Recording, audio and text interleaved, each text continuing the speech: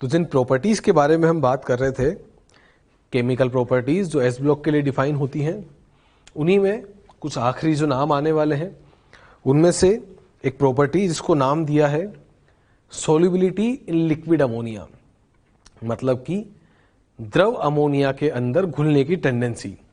Liquid ammonia में जब आप सोल्यूबल करते हो किसी भी एस ब्लॉक के मेटल को, तो उनकी टेंडेंसी होती है कि वो अमोनिया में घुलती हैं और अमोनिया में घुलने के बाद नीले रंग का विलयन तैयार करती है।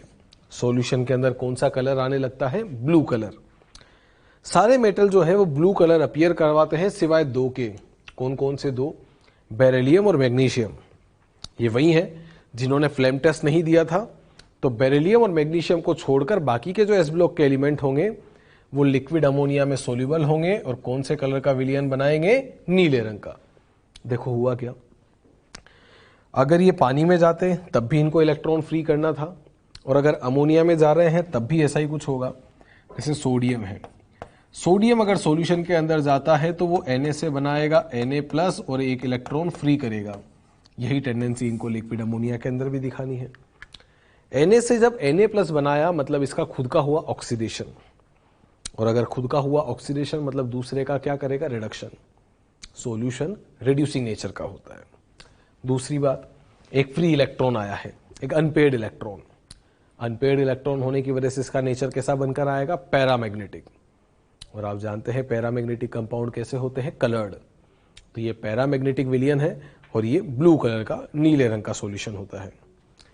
एक फ्री आयन और एक फ्री इलेक्ट्रॉन निकला है, और हम जानते हैं अगर फ्री आयन और फ्री इलेक्ट्रॉन प्रेजेंट होंगे तो इन चार्ज पार्टिकल का मूवमेंट होगा, और जब चार्ज पार्टिकल का मूवमेंट होता है तो उसकी वजह से कंडक्टिविटी आती है। तो इस सॉल्यूशन में कंडक्टिविटी आती है, ये चालकता प्रदर्शित करते हैं। तो ये सारे पॉइंट हैं जो कि लिक्विड अमोनिया में जाने की वजह से आए।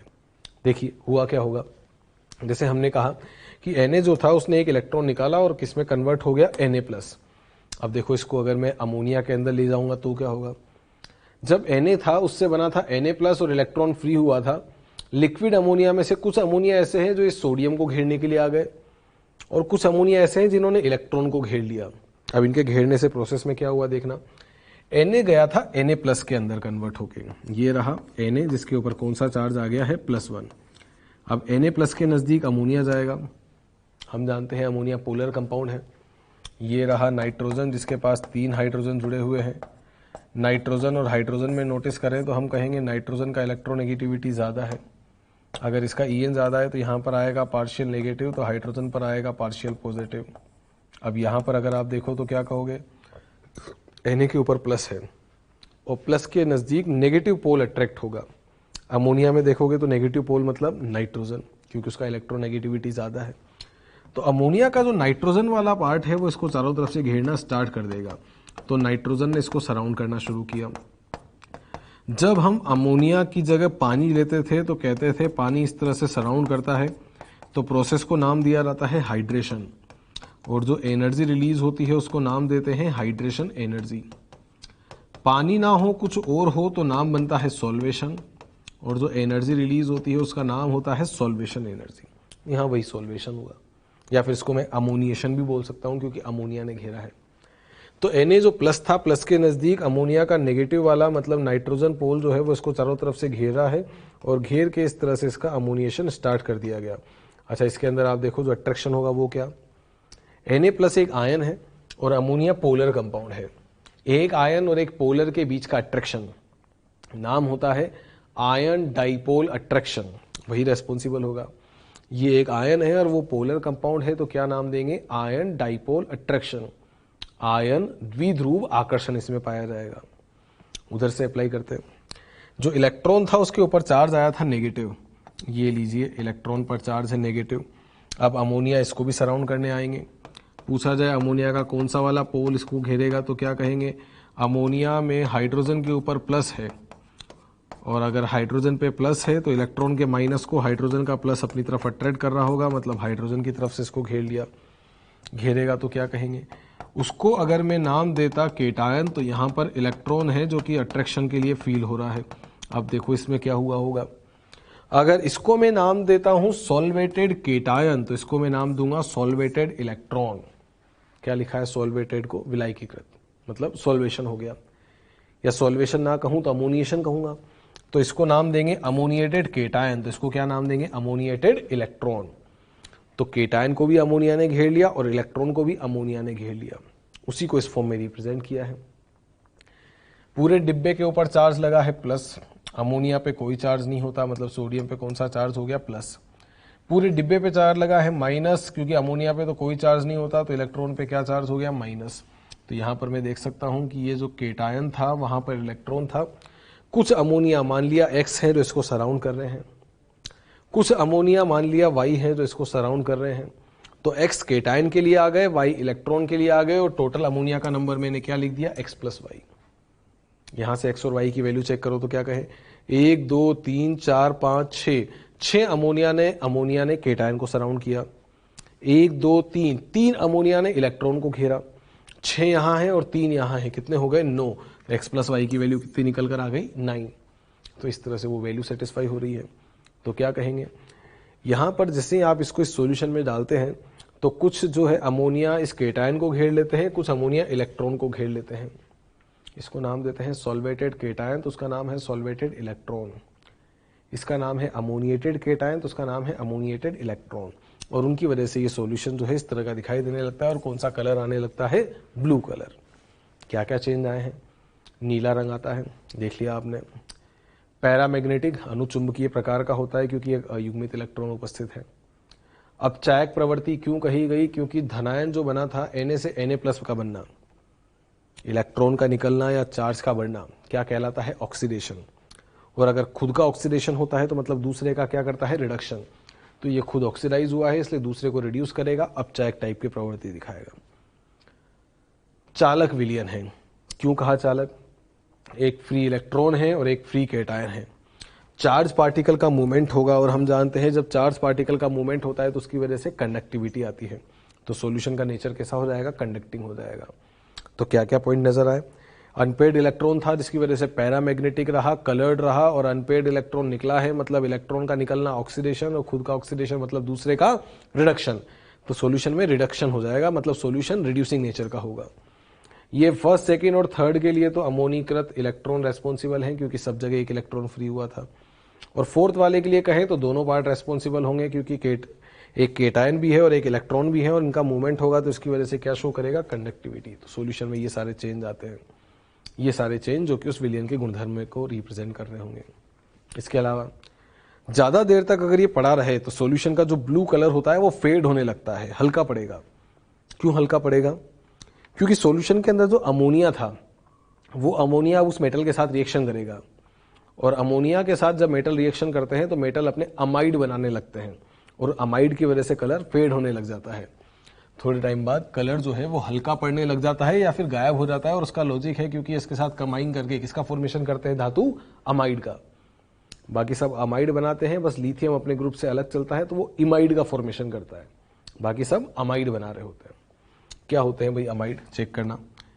जब नाइट्रोजन के साथ हाइड्रोजन जोड़ते हो तो कंपाउंड बनता है NH3 जिसको नाम दिया जाता है अमोनिया। एक एक करके हाइड्रोजन हटाऊं। अगला कंपाउंड लिखा है NH2-, नाम बनेगा अमाइड। NH-2 इमाइड और N-3 नाइट्राइड।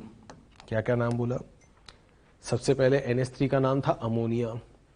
NH2- क्या नाम दिया है? अमाइड। मेटल को तो यही अमाइड बनाना है। लिथियम अलग चलता है, वो इमाइड बनाता है, फॉर्मूला NH-2। और नाइट्रोजन के साथ रिएक्शन करवा के हम जो बनाते थे ये था नाइट्राइड।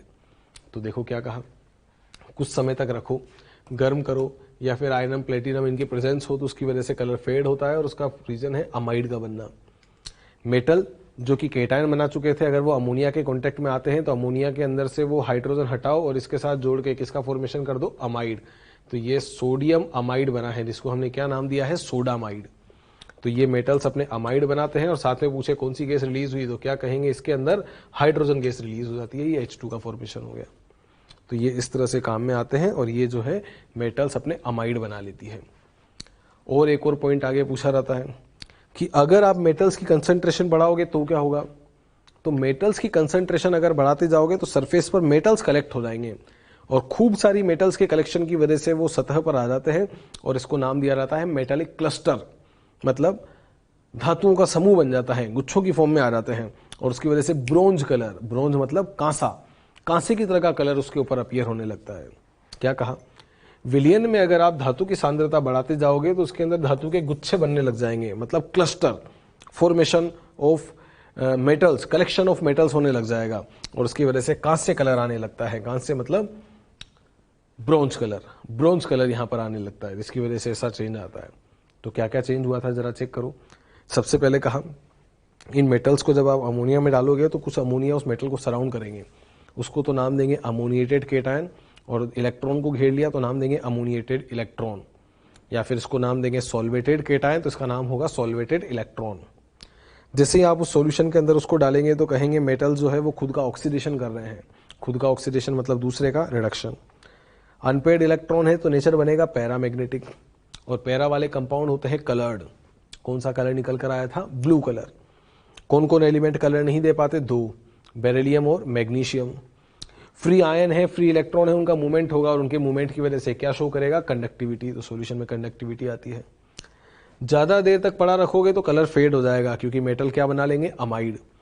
और अगर मेटल्स की कंसंट्रेशन बढ़ाओगे तो सरफेस पर मेटल आके कलेक्ट होंगे, मेटल एक क्लस्टर बनेगा और उसकी वजह से कौन सा कलर आएगा? Bronze colour. और इसी के साथ एक और जो अगला पॉइंट अपन ने दिया है शुष्क अमोनिया के साथ, तो इसमें कोई चेंज नहीं है, सेम वही प्रोसेस है कि अगर अमोनिया के साथ कंबाइन करते हो तो किसका फॉर्मेशन होता है? अमाइड।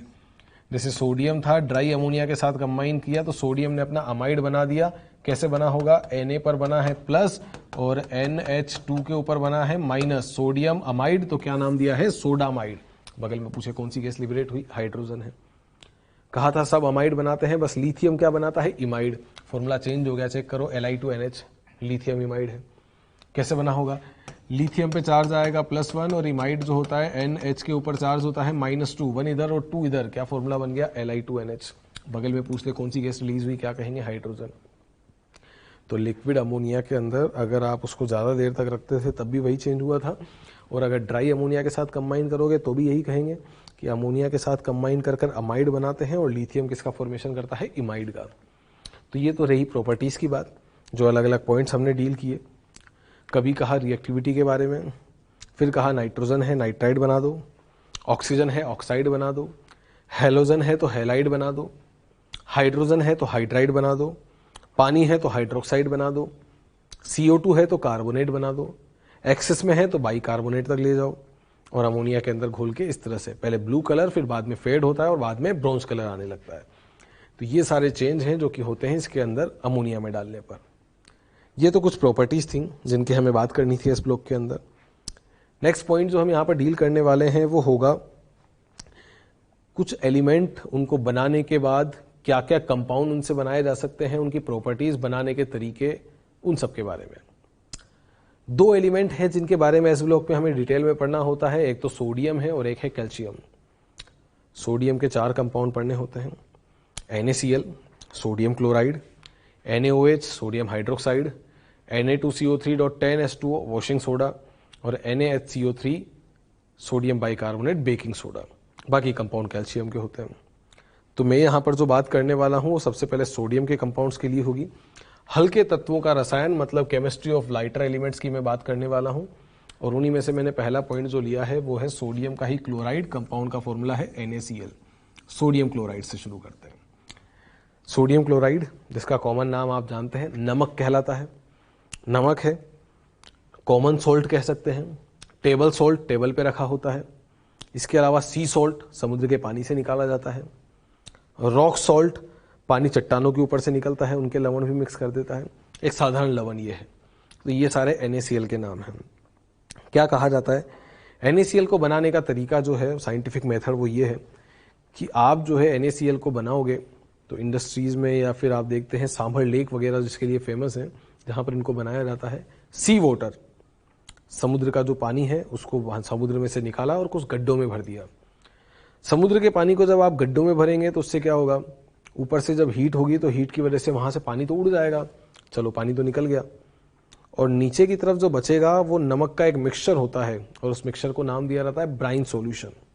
क्या कहा है देखना, समुद्री पानी का जब आप वाष्पीकरण करते हैं तो समुद्री पानी के वाष्पीकरण की वजह से वहां पर जो निकल कर आता है एक विलयन होता है और उस विलयन को हम क्या नाम देते हैं, ब्राइन विलयन। ये ब्राइन सॉल्यूशन है। पानी तो उड़ जाएगा और सॉल्यूशन में बनेगा ब्राइन। क्या क्या प्रेजेंट होता है चेक करो। ये रहा brine solution. Sodium sulphate, calcium sulphate, calcium chloride और मैग्नीशियम क्लोराइड, इन सबके मिक्सचर को नाम दिया जाता है ब्राइन सॉल्यूशन। इसलिए हाईलाइट करके लिखा है क्योंकि पूछ चुका, एग्जाम में आया था, पूछा था इनमें से कौन ऐसा है जो ब्राइन के अंदर नहीं पाया जाता। तो क्या क्या मिलता है जरा चेक करो। Sodium sulphate, calcium sulphate, calcium chloride, magnesium chloride, इन सबके मिक्सचर को ही हम क्या नाम देते हैं, ब्राइन सॉल्यूशन। ये ब्राइन सॉल्यूशन में तो काफी सारी चीजें हैं। अब इनको साफ करने का तरीका क्या है, इनको प्योरीफाई करने के लिए इसमें से पास की जाती है HCl गैस। क्या नाम है HCl का, हाइड्रोजन क्लोराइड। HCl पास करने की वजह से एक इफेक्ट होता है और इफेक्ट का नाम होता है common ion effect. Chloride ion common चलेगा। कॉमन आयन इफेक्ट की वजह से होता यह है कि 2 पॉइंट निकल कर आते हैं। एक तो होता है KSP जिसको नाम देते हैं सोल्युबिलिटी प्रोडक्ट, और एक होता है Q जिसका नाम है आयनिक प्रोडक्ट।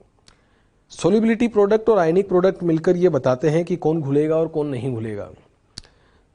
बाकी जो थे उनके लिए KSP की वैल्यू ज्यादा थी तो वो तो सॉल्यूशन में रहे और सॉल्यूशन के साथ हमने बाहर निकाल दिए। जबकि जो NaCl था उसके लिए Q ज्यादा था, आयनिक प्रोडक्ट की वैल्यू ज्यादा थी, इसलिए उसने PPT का फॉर्मेशन कर दिया। तो NaCl तो PPT की फॉर्म में बच जाता है और बाकी सब सॉल्यूशन के साथ बाहर निकाल दिए जाते हैं। तो क्या कहेंगे, जो NaCl है वो तो बच जाता है और बाकी सब निकल जाते हैं। ऐसा जो NaCl होता है वो शुद्ध हो, मतलब सारी चीजें उसमें से हट जाएं, तब तो उसमें आर्द्रता ग्राही गुणधर्म नहीं होता। आर्द्रता ग्राही का मतलब होता है मॉइस्चर एब्जॉर्ब करने वाला, जो इन्वायरमेंट से मॉइस्चर एब्जॉर्ब करे।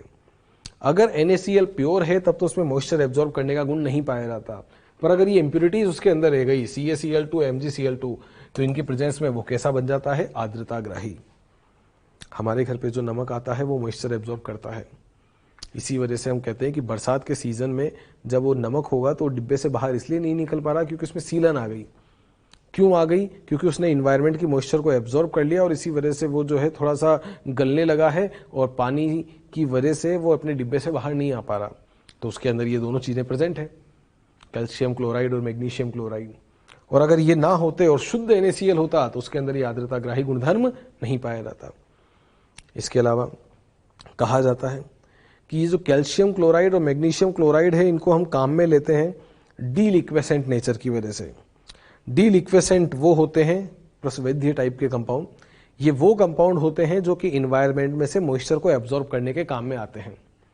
आपने देखा होगा कुछ चीजें इन्वायरमेंट की मॉइस्चर को अपने ऊपर कलेक्ट कर सकती हैं, जैसे कि फॉर एग्जांपल कुछ साबुन होते हैं ऐसे, पियर्स, फियामा, ये ऐसे साबुन हैं जिनको अगर मैं डिब्बा खोल के और अगर इनको बाहर की तरफ रखूं ऐसे, तो थोड़ी देर बाद दिखाई देगा कि उनकी सरफेस के ऊपर पानी की बूंदें कलेक्ट हो गई।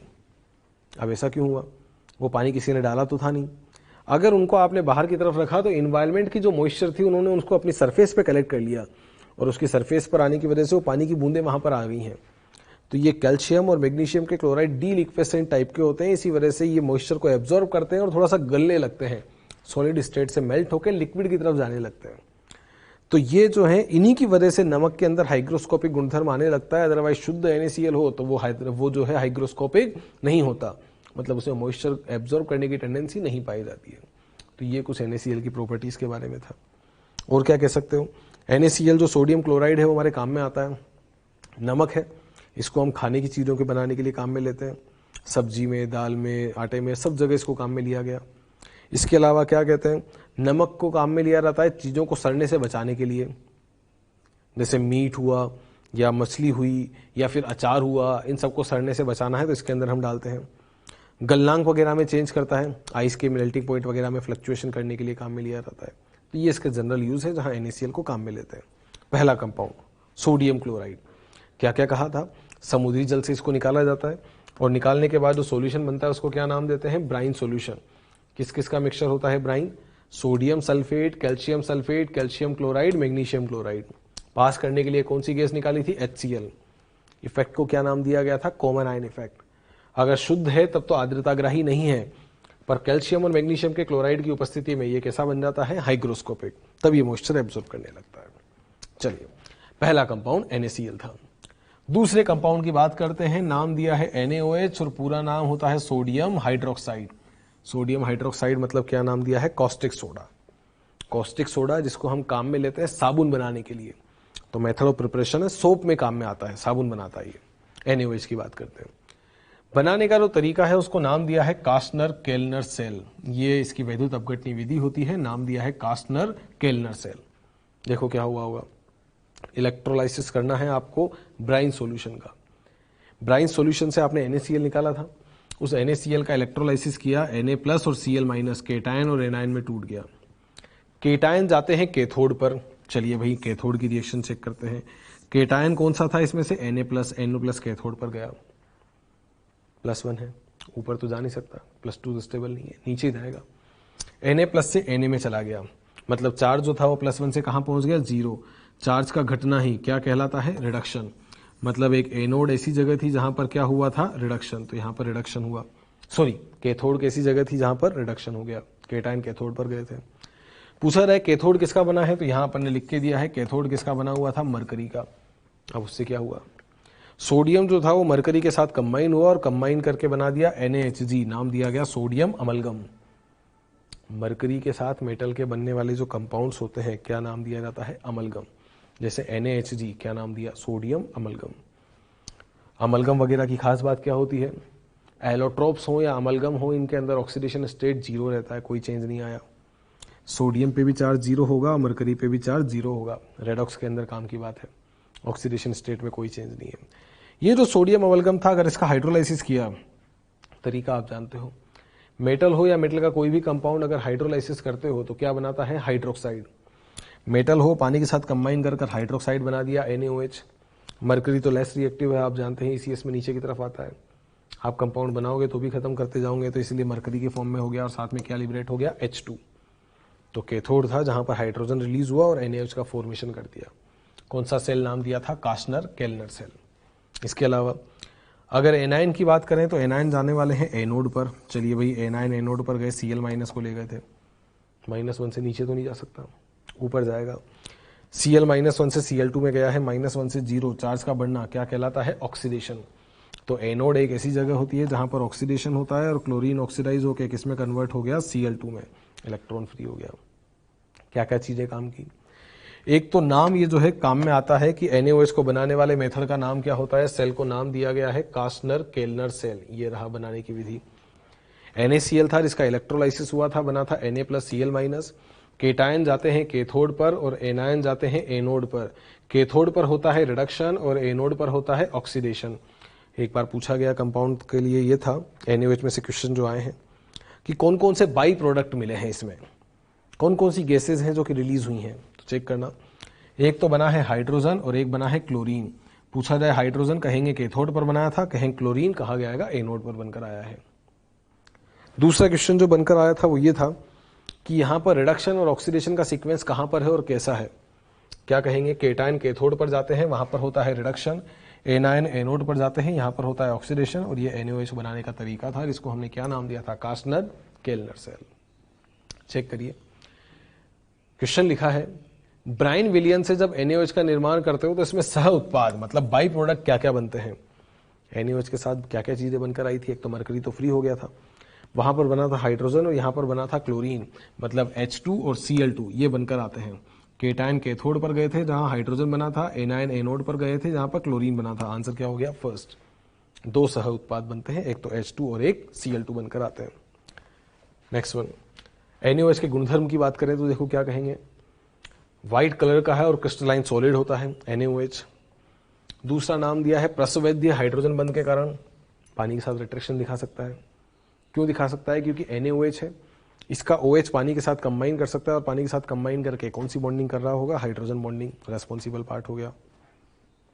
नेक्स्ट वन, ये प्रबल क्षार है और जो प्रबल क्षार होते हैं वो अम्ल के साथ क्रिया कर सकते हैं, या तो अधातु हो या अधातु के ऑक्साइड हो उनके साथ अभिक्रिया कर सकता है, क्योंकि इसका नेचर कैसा होता है? बेसिक। लेबोरेटरी में एक रिएजेंट की तरह काम में आता है, स्ट्रॉन्ग बेस की तरह। क्यों काम में आता है? क्योंकि स्ट्रॉन्ग बेस है, कंबाइन करेगा एसिड वगैरह के साथ। इसके अलावा NaOH और CaO का एक मिक्सचर होता है और इन दोनों के मिक्सचर को नाम दिया जाता है सोडा लाइम। क्या नाम दिया गया है? Soda lime. ये एक सोडा है जिसको नाम देते हैं कॉस्टिक सोडा, और ये एक लाइम होता है जिसको बोलते हैं क्विक लाइम, और इन दोनों का मिक्सचर जो होता है उसको नाम देते हैं सोडा लाइम। ये सोडा है और वो लाइम है, और इन दोनों का मिक्सचर कहलाता है सोडा लाइम, बेसिक कंपाउंड है। तो देखिए NaOH जो था वो बेसिक था और ये बेस था, तो एसिड के साथ यानी कि नॉन मेटल के ऑक्साइड या नॉन मेटल के साथ रिएक्शन कर सकता है। CO2 कार्बन डाइऑक्साइड एसिडिक है, कंबाइन करो, सोडियम ने अपना कार्बोनेट बना दिया, formula Na2CO3 sodium carbonate. Silica है SiO2, कंबाइन कर दो, सोडियम सिलिकेट Na2SiO3 बन गया। बोरोन नॉन मेटल है, कंबाइन कर दो, सोडियम बोरेट बनकर आ गया, दिस वन इज Na3BO3। ये वही है कि इसके नेचर को बता रहा है कि ये स्ट्रॉन्ग बेस है, क्योंकि बेस वो होते हैं जो एसिड के साथ रिएक्शन कर रहे हो, ये इस तरह से कंबाइन करके फॉर्मेशन कर रहे हैं। नेक्स्ट वन, उभयधर्मी धातुओं के साथ अभिक्रिया करने की टेंडेंसी। अब ये उभयधर्मी के साथ क्या लॉजिक है चेक करो। उभयधर्मी वो होते हैं जो दोनों के साथ रिएक्शन कर सकते हैं, एसिड के साथ बेस की तरह और बेस के साथ एसिड की तरह। अब देखो आपने क्या देखा, कुछ एम्फोटेरिक एलिमेंट जिनके बारे में आप पढ़कर आए हों, ये रहे, क्या क्या नाम देते थे आप देख लो जरा, आज, सब, बेसुरे, जन, सुनेंगे, प्रवचन, इस तरह के एलिमेंट थे जिनको हम एम्फोटेरिक कहते थे।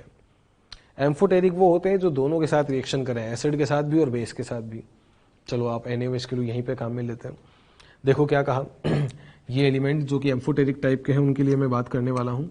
ये मैंने लिखा एल्यूमिनियम, आज, सब, बेसुरे, जन, सुनेंगे, प्रवचन। चलिए कंबाइन करते हैं। एम्फोटेरिक वो होते हैं जो दोनों के साथ रिएक्शन कर सकते हैं, एसिड के साथ बेस की तरह और बेस के साथ एसिड की तरह। चेक करते हैं, आपने इधर रिएक्शन कराई है NaOH के साथ, NaOH का नेचर कैसा है, बेसिक। आपने इधर रिएक्शन कराई है HCl के साथ, HCl का नेचर कैसा है, एसिडिक। कंबाइन करते हैं, NaOH है, बेस था, अगर बेस है तो उसके साथ ये किसकी तरह बिहेव करेगा, एसिड की तरह। एल्यूमिनियम जब NaOH के साथ कंबाइन करता है तो कंपाउंड बनाता है, दिस वन इज NaAlO2, नाम होता है सोडियम मेटा एल्यूमिनेट। क्या नाम दिया, सोडियम मेटा एल्यूमिनेट। बेरिलियम के साथ कंबाइन करें, कंपाउंड बन के आएगा, this one is Na2BeO2। Zinc के साथ कंबाइन करो, कंपाउंड बनेगा Na2ZnO2। टिन के साथ कंबाइन करो, कंपाउंड बनेगा Na2SnO2 भी बनता है, O3 भी बना दिया अपन ने। लेड के साथ कंबाइन करेंगे तो कंपाउंड बन के आएगा, दिस वन इज Na2PbO2। और कॉमन चीज है कि सभी के अंदर कौन सी गैस रिलीज हो रही होगी, हाइड्रोजन। क्वेश्चन मिलेगा आपको ये हाइड्रोजन वाले चैप्टर में ही मिलेगा, आपको ये मिलेगा P ब्लॉक के अंदर भी और यहाँ पर आपको S ब्लॉक के अंदर ही मिलेगा। क्या पूछता है, इनमें से कौन ऐसा है जो कि हाइड्रोजन बनाएगा और कौन नहीं बनाएगा, तो जरा चेक कर लेना। एम्फोटेरिक एलिमेंट ऐसे होते हैं जो NaOH के साथ रिएक्शन करके इस तरह का कॉम्प्लेक्स बनाते हैं और साथ में कौन सी गैस दे रहे होते हैं, हाइड्रोजन। क्योंकि एम्फोटेरिक वो होते हैं जो बेस के साथ किसकी तरह रिएक्शन करते हैं, एसिड की तरह। ये कंबाइन करके हाइड्रोजन गैस बना सकते हैं। अच्छा, ये कंपाउंड जो बने हैं इनके फॉर्मेशन का तरीका देखो कैसे बना होगा। सोडियम पे चार्ज आता है +1, एल्यूमिनियम पे चार्ज आता है +3, +1 और +3 कितना हो गया, +4। इधर +4 तो उधर आएगा -4। एक ऑक्सीजन पे -2 तो 2 पे कितना आएगा, -4। ये बनकर आ गया -4। एक सोडियम पे +1 तो 2 पर आएगा +2, बेरिलियम पर होता है +2, टोटल हो गया +4, तो इधर कितना, -4। एक पे -2 तो 2 पे -4। अगला देखो, एक सोडियम पे +1 तो 2 पर आएगा +2, जिंक पर आएगा +2, टोटल हो गया +4, तो उधर -4। एक पे -2 तो 2 पे -4। फिर से चेक करो, एक पे +1 था तो 2 पर आया +2, 10 के ऊपर आएगा +4, टोटल हो गया +6, तो उधर -6। एक ऑक्सीजन पे -2 तो 3 पे -6। एक पर +1 आएगा तो 2 पर आएगा +2, लेड पर आएगा +2, टोटल +4, तो इधर -4। एक पे -2 तो 2 पे -4। आप यहाँ पे नोटिस कर लेना, मैंने दोनों कंपाउंड अलग अलग क्यों लिखे हैं, क्योंकि मैंने टिन को +4 के हिसाब से स्टेबल किया है और लेड को +2 के हिसाब से। एक इफेक्ट होता है जिसको नाम देते हैं इनर्ट पेयर इफेक्ट। ये कार्बन की फैमिली थी, काहे, सीता, जी, सुने प्रभु। कार्बन, सिलिकॉन, जर्मेनियम, टिन और लेड। ऊपर वालों पे +4 स्टेबल होता है, जबकि सबसे नीचे वाले पे +2। तो टिन +4 पे बनाया, जबकि लेड वाला किस पर स्टेबल हुआ है, +2। और कॉमन चीज थी सभी के अंदर, कौन सी गैस रिलीज हो गई है, हाइड्रोजन गैस। चलिए, तो ये बेस थे और बेस के साथ इन्होंने किसकी तरह रिएक्शन करी, एसिड की तरह। दूसरा तरीका चेक करते हैं, ये एसिड है, एसिड के साथ ये बेस बनाएंगे, सोल्ट बना दो भाई। एल्यूमिनियम का क्लोराइड क्या फॉर्मूला बनेगा, AlCl3। बेरिलियम का क्लोराइड बनेगा BeCl2। जिंक वाला बना रहा होगा ZnCl2। टिल वाला बनाएगा SnCl4। लेड वाला बनाएगा PbCl2 और पूछा जाए साथ में तो कहेंगे साथ में वही कॉमन चीज क्या रिलीज हो गई, H2।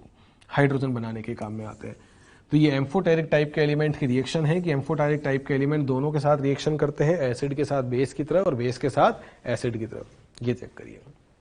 तो यहां पर वही लिखा, उभयधर्मी धातुओं के साथ ये अभिक्रिया करेंगे और उभयधर्मी धातुओं के साथ अभिक्रिया करके देखो क्या बनाएंगे। एल्यूमिनियम जब NaOH के साथ एक्सेस में कंबाइन करता है तो ये कॉम्प्लेक्स बना देता है NaAlO2। क्या नाम देते हैं, सोडियम मेटा एल्यूमिनेट। जिंक के साथ अगर कंबाइन करता है तो जिंक के साथ बना देता है Na2ZnO2, सोडियम जिंकेट। कॉम्प्लेक्स की फॉर्म में भी चेक कर लो। कॉम्प्लेक्स बनेगा तो कैसे बनेगा, Na पे प्लस AlOH होल 4 पूरे पे माइनस और बगल में कौन सी गैस लिबरेट कर दी, हाइड्रोजन। चेक करना ये कॉम्प्लेक्स कैसे था। सोडियम पे कौन सा चार्ज आया, प्लस। अगर सोडियम पे प्लस आया तो पूरे डिब्बे पर क्या आया, माइनस। एक OH पे -1 आया तो 4 पे आएगा -4। इधर -4 है, इधर -1 बचाना है, मतलब एल्यूमिनियम पे कौन सा चार्ज आएगा, +3। +1 और +3 +4 +4 और -4, ये इस तरह से बैलेंस हुआ और बगल में क्या लिबरेट हो गया, H2। जिंक के साथ कंबाइन हुआ तो कंपाउंड बनेगा Na2ZnO2। एक सोडियम पे +1 तो 2 पे कितना आ जाएगा, +2। इधर +2 तो पूरे के ऊपर कितना चार्ज, -2। एक OH पे -1 तो 4 पे -4 तो जिंक पे कितना चार्ज हो गया, +2। ये कंपाउंड बन के आया, बगल में क्या लिबरेट हो गया, H2। क्वेश्चन पूछता है जब आप इनको इनके साथ कंबाइन करके कॉम्प्लेक्स बना रहे होंगे तो बताओ एम्फोटेरिक एलिमेंट कौन से पार्ट में होगा, केटाइनिक या एनाइनिक। चेक करना जरा। यहां पर जो देखा हमने सोडियम तो केटाइनिक पार्ट में था, पर जो एल्यूमिनियम है वो कौन से वाले पार्ट में प्रेजेंट है, एनाइनिक। सोडियम तो केटाइनिक पार्ट में था, पर जिंक जो है वो कौन से पार्ट में है, एनाइनिक। मतलब ये जो है उसके अंदर ऋणायनिक पार्ट में उपस्थित होती है उभयधर्मी धातु। क्यों कह रहा हूं मैं ऋणायनिक पार्ट में है, क्योंकि आप देख सकते हैं वो पूरे डिब्बा नेगेटिव चार्ज वाला है और जिंक उस कॉम्प्लेक्स के अंदर है जिसपे नेगेटिव चार्ज आया। एल्यूमिनियम उस कॉम्प्लेक्स के अंदर है जिसपे नेगेटिव चार्ज आया। तो कॉम्प्लेक्स ऋणायनिक टाइप के होते हैं जिसके अंदर मेटल प्रेजेंट होता है, एम्फोटेरिक वाला। तो हमने क्या कहा कि यहां पर हम कह सकते हैं कि ये एम्फोटेरिक एलिमेंट के साथ रिएक्शन करके हाइड्रोजन गैस बनाने के काम में आते हैं और उसके अंदर ये एनायनिक पार्ट में प्रेजेंट होते हैं। और ये एलिमेंट ये भी है कि आपको पता करना हो कि कौन हाइड्रोजन देगा तो आप डायरेक्ट चेक कर लेना कि एम्फोटेरिक एलिमेंट ही NaOH के साथ हाइड्रोजन गैस का प्रिपरेशन कर रहे होते हैं। H2 बनाने के तरीके। तो देखो आप क्या क्या पढ़ चुके। NaOH के लिए हमने देखा कि NaOH को बनाने का जो मेथड होता है सॉल्यूशन के लिए ब्राइन सॉल्यूशन से बनाते हो और सेल को नाम दिया जाता है कास्टनर केल्नर सेल। NaCl का इलेक्ट्रोलाइसिस होता है, Na+ और Cl- बनते हैं, केटायन जाते हैं कैथोड पर होता है रिडक्शन, एनायन जाते हैं एनोड पर होता है ऑक्सीडेशन। Na+ गया था Na बना, Na मरकरी के साथ अमलगम बना दिया और अमलगम जब हाइड्रोलाइसिस में गया तो NaOH बना दिया। Cl- गया था एनोड पर, उसका ऑक्सीडेशन हुआ और यहाँ Cl2 बन गई। सह उत्पाद में एक तो क्लोरीन मिलता है और एक हाइड्रोजन मिलता है। और इसके अलावा पूछा जाता है कि केटायन कहाँ जाते हैं, कैथोड पर जहाँ रिडक्शन होता है, एनायन कहाँ जाते हैं, एनोड पर जहाँ पर ऑक्सीडेशन होता है। ये सह उत्पाद हाइड्रोजन और क्लोरीन हो गए। स्ट्रॉन्ग बेस है इसलिए एसिड के साथ कंबाइन कर सकता है, इस तरह से सॉल्ट बना के दिखा दिया। और एम्फोटेरिक एलिमेंट के साथ कंबाइन करके कौन सी गैस लिबरेट कर सकता है, हाइड्रोजन, H2 बनाने के काम में आ गया। तो ये सारी प्रॉपर्टीज हमने NaOH के रेस्पेक्ट में लिखी है। क्या कहेंगे, एम्फोटेरिक एलिमेंट वो होते हैं जो दोनों के साथ रिएक्शन कर सकते हैं। ये एसिड के साथ तो बेस की तरह रिएक्शन करते हैं और बेस के साथ एसिड की तरह। और कॉमन चीज है कौन सी गैस लिबरेट कर देते हैं, हाइड्रोजन। तो सॉल्ट बनाएंगे और हाइड्रोजन बनाने के काम में आ जाएंगे। नेक्स्ट वन, अगला जो सोडा है नाम दिया गया है धावन सोडा। धावन सोडा मतलब वॉशिंग सोडा कहेंगे इसे हम।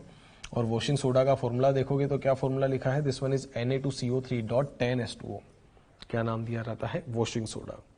चेक करते हैं, देखिए सबसे पहला नाम जो आता है इसको बनाने के मेथड के बारे में होता है और इसका मेथड ऑफ प्रिपरेशन कहलाता है सॉल्वे प्रोसेस। क्या नाम दिया है, सॉल्वे प्रोसेस। पूरा नाम बोलेगा तो कहेंगे सॉल्वे अमोनिया सोडा प्रोसेस। क्या नाम, सॉल्वे अमोनिया सोडा प्रोसेस कहलाता है।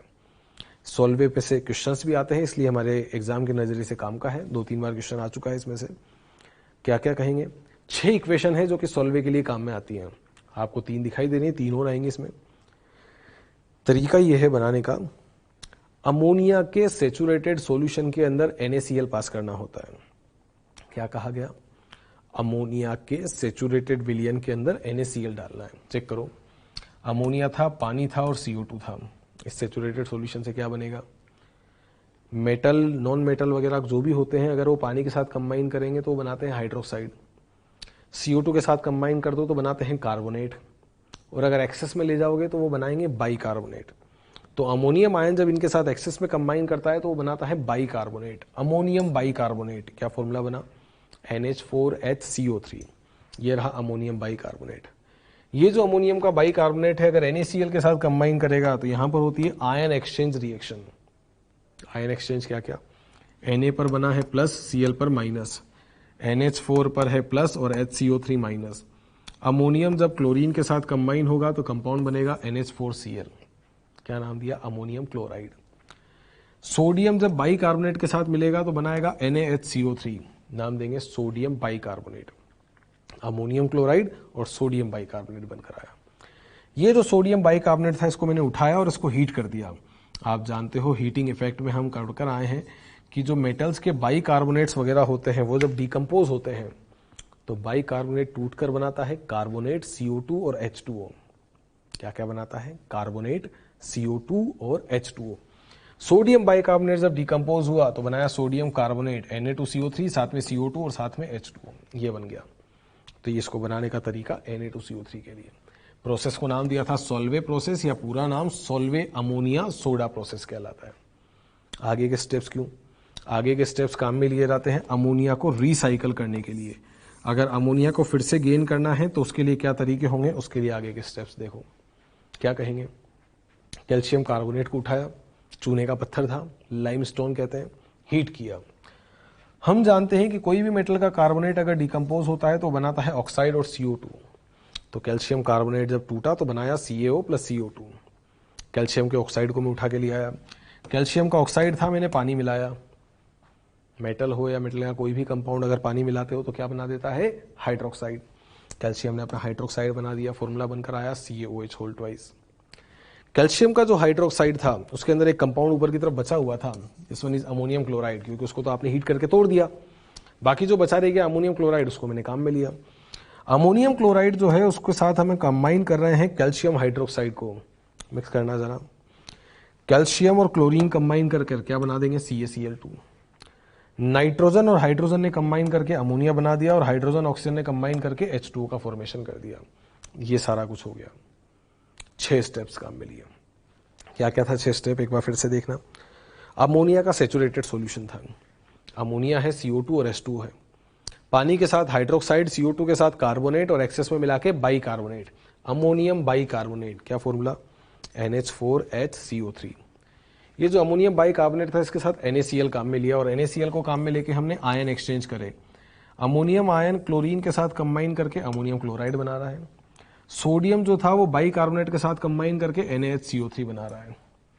मेटल का बाइकार्बोनेट जब डिकम्पोज होता है तो बनाता है कार्बोनेट, CO2 और H2O, और यहां पर हमने किसका फॉर्मेशन कर दिया? Na2CO3। कौन से प्रोसेस से किया था? सोल्वे प्रोसेस से। रिसाइकल करने के लिए क्या किया? कैल्शियम कार्बोनेट, चूने का पत्थर लाया, चूने के पत्थर को तोड़ा तो बनाया कैल्शियम ऑक्साइड और CO2। ऑक्साइड में पानी मिला दिया, बना दिया हाइड्रोक्साइड। और उस हाइड्रोक्साइड के साथ जब वो बचा हुआ कंपाउंड मिलाया तो कैल्शियम और क्लोरीन ने कैल्शियम क्लोराइड, साथ में अमोनिया और साथ में H2O बनकर आया। क्वेश्चन क्या क्या पूछे? एक बार तो क्वेश्चन ये पूछा था कि इनमें से कौन सा प्रोसेस सोल्वे के अकॉर्डिंग नहीं है। 3 इक्वेशन ऐसी ही लिखी थी, बस एक इक्वेशन उल्टी लिख दी थी, ये वाली। कहा कार्बोनेट, CO2 और H2O कंबाइन करके बाइकार्बोनेट बनाते हैं। नहीं, बाइकार्बोनेट टूट के कार्बोनेट, CO2 और H2O बनाता है, ये सोल्वे है। आंसर यहां से गया। दूसरा तरीका पूछने का, कौन कौन से प्रोडक्ट रिसाइकल हो गए? रिसाइकल का मतलब जिन्हें आप वापस से काम में ले सको। यहां से आपने अमोनिया को बनाया है, ये जो अमोनिया है ये काम में आ सकता है वापस से रिएक्शन को स्टार्ट करने के लिए। यहां से हमने CO2 लिबरेट किया था, CO2 काम में आ सकता है रिएक्शन के अंदर वापस से, पानी तो काम में आ ही जाएगा। तो आंसर गया था 2 प्रोडक्ट हैं जो कि रिसाइकल हुए हैं, एक तो अमोनिया और एक CO2, ये रहा। तो फिर पूछता है कि ऐसा कौन सा प्रोडक्ट है जो बाई प्रोडक्ट, सह उत्पाद के रूप में बना है, जो इस प्रोसेस के अंदर तो काम में नहीं आएगा पर बिल्डिंग मटेरियल की फॉर्म में, दीवारों को बनाने के लिए, बिल्डिंग्स को बनाने के लिए काम में आता है। बाई प्रोडक्ट का फॉर्मूला ये लिखा हुआ CaCl2, कैल्शियम क्लोराइड जो होता है वो काम में आता है। तो क्या कहेंगे? बाई प्रोडक्ट बनकर आता है कैल्शियम क्लोराइड, और जो यहाँ पर रिसाइकल प्रोडक्ट होते हैं अमोनिया और CO2 वो इस तरह से काम में आ जाते हैं। तो ये था प्रोसेस जिसको हमने नाम दिया है सोल्वे प्रोसेस, और पूरा नाम होता है Solvay ammonia soda process. 6 line से ध्यान रखिएगा, क्वेश्चन पूछा जाता है इनमें से। क्या कहेंगे? ओवरऑल रिएक्शन क्या हुई? ऐसे प्रोडक्ट जो कि कंज्यूम हो गए, कंज्यूम होने वाले प्रोडक्ट क्या क्या थे? कैल्शियम कार्बोनेट और NaCl का उपयोग हो गया इसके अंदर। कैसे कहेंगे, चेक करो। NaCl जो आपने काम में लिया था वो पूरी तरह से कंज्यूम हो गया, कैल्शियम कार्बोनेट जो आपने काम में लिया था वो पूरी तरह से कंज्यूम हो गया, और यहाँ जो प्रोडक्ट बनकर आए हैं वो क्या क्या, एक तो सोडियम का कार्बोनेट बनकर आया है और एक कैल्शियम क्लोराइड है, क्योंकि बाकी तो रिसाइकल्ड है जिनको आप वापस से काम में ले लोगे। चेक करो क्या हुआ, सोडियम क्लोराइड और कैल्शियम कार्बोनेट तो कंज्यूम हो गए, और सोडियम का कार्बोनेट और CaCl2 ये बनकर आए हैं। ये हमारा मेन प्रोडक्ट है और ये सह उत्पाद जिसको हमने बाई प्रोडक्ट का नाम दिया था। इसके अलावा क्या कहा गया, इंपॉर्टेंट इसमें कि पुनर्चक्रित उत्पाद कौन कौन से हैं। पुनर्चक्रित का मतलब जो फिर से काम में आ सके। तो आपने देखा दो चीजें, एक तो CO2 और एक NH3, इनको हम वापस से काम में ले सकते हैं क्योंकि ये प्रोसेस को फिर से रिपीट करने के काम में आ जाएंगे। चेक करो, अमोनिया भी जो है वापस से काम में आ जाएगा और CO2 भी रिएक्शन के अंदर वापस से काम में आ जाएगा। तो ये था वॉशिंग सोडा को बनाने का तरीका, और वॉशिंग सोडा का फॉर्मूला होता है Na2CO3.10H2O, और बनाने के तरीके का नाम होता है सॉल्वे प्रोसेस, जिसके अंदर कैल्शियम कार्बोनेट और NaCl तो कंज्यूम हो जाते हैं।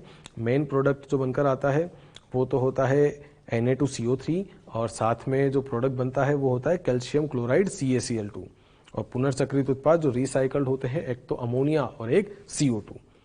इससे पहले NaOH था, उसको बनाने के तरीके का नाम था कास्टनर केल्नर सेल, और उससे पहले जो हमने सोडियम का एक और कंपाउंड लिया था NaCl, नाम दिया था सोडियम क्लोराइड। ब्राइन सॉल्यूशन के बारे में पूछता है, क्या क्या हो सकते हैं। शुद्ध है तो नॉन हाइग्रोस्कोपिक है, पर कैल्शियम और मैग्नीशियम की वजह से हाइग्रोस्कोपिक बनता है। अगले वाले में से क्वेश्चन उसके बनाने के तरीके में से, केटायन कैथोड पर जाते हैं, रिडक्शन होगा, एनायन एनोड पर जाएंगे, ऑक्सीडेशन होगा, एक जगह H2 मिलेगा, एक जगह Cl2 मिलेगा, और यहाँ पर रिसाइकल प्रोडक्ट, बाई प्रोडक्ट, और ये रिएक्शन के 6 पार्ट जिनके बारे में पूछा जाता है। ये एक सोडा था जिसको हमने क्या नाम दिया है, वॉशिंग सोडा। डिटर्जेंट बनाने के काम में आता है, डिटर्जेंट मतलब जो सर्फ वगैरह होते हैं उनकी प्रिपरेशन के काम में आता है। इसके अलावा पानी की कठोरता को दूर कर सकता है। कहा जाता है जब पानी में हार्डनेस आ जाती है तो उसके अंदर साबुन झाग नहीं देता, क्योंकि वो स्कम बना लेता है। तो उसको हटाने का तरीका यही है कि आप साबुन काम में ना लेके सर्फ काम में लें, डिटर्जेंट, क्योंकि वो दोनों टाइप की हार्डनेस को हटा सकता है, primary as well as secondary. तो वहां पर इसको काम में लिया जाता है, वॉशिंग सोडा नाम था इसका।